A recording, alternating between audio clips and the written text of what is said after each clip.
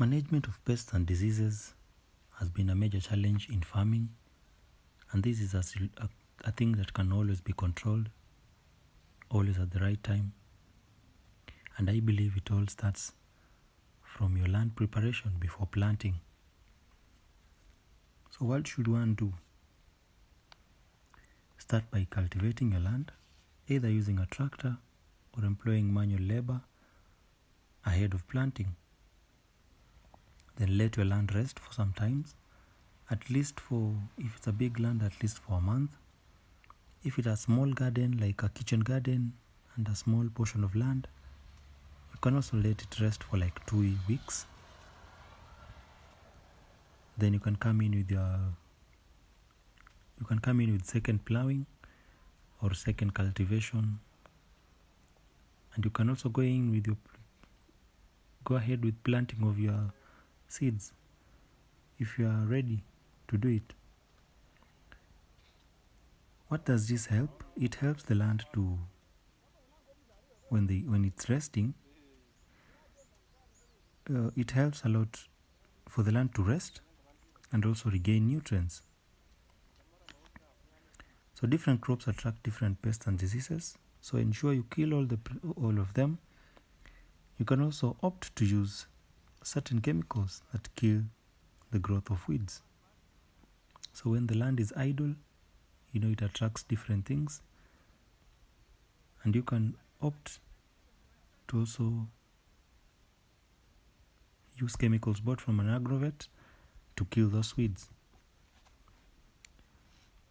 When it reaches a time when you want to plant, you can go in by use of fertilizers, either organically, like if you are lucky to have been rearing chicken, rearing goats and cows, you can use that manure in your land. It helps a lot. Helps the land to retain nutrients and gain a lot of nutrients.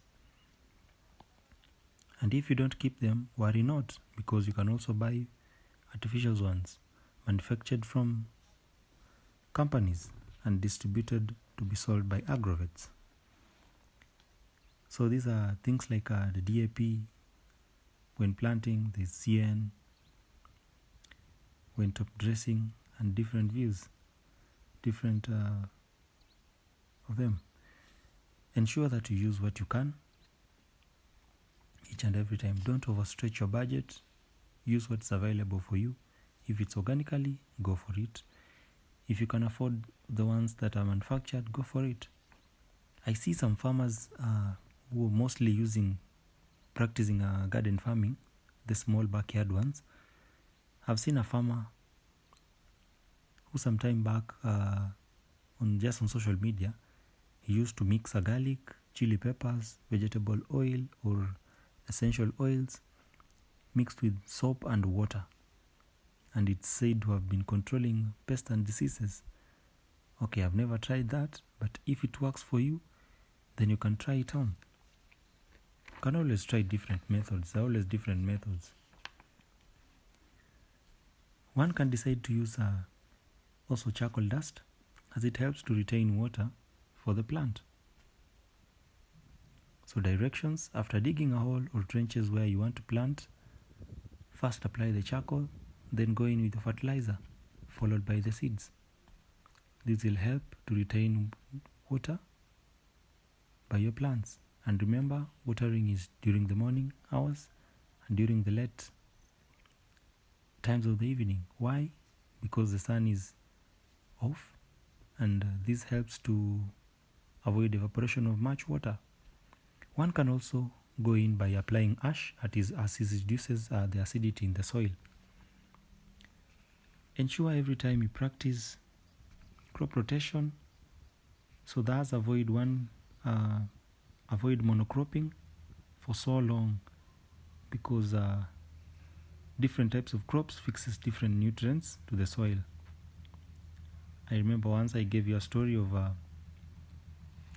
my spinach was about to die. Then I introduced my tomatoes into the land, and literally the spinach got life again. So it works.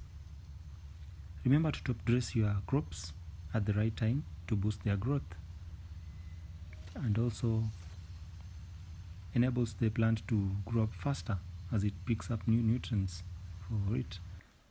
Either you can go in with when they are knee high, or next when they are shoulder high. All in all, don't forget that water is very important for the plant on its growth. You can also use foliar to spray your plants so that you boost. You can either go in organically or buy chemicals from the agrovets. They also boost the same.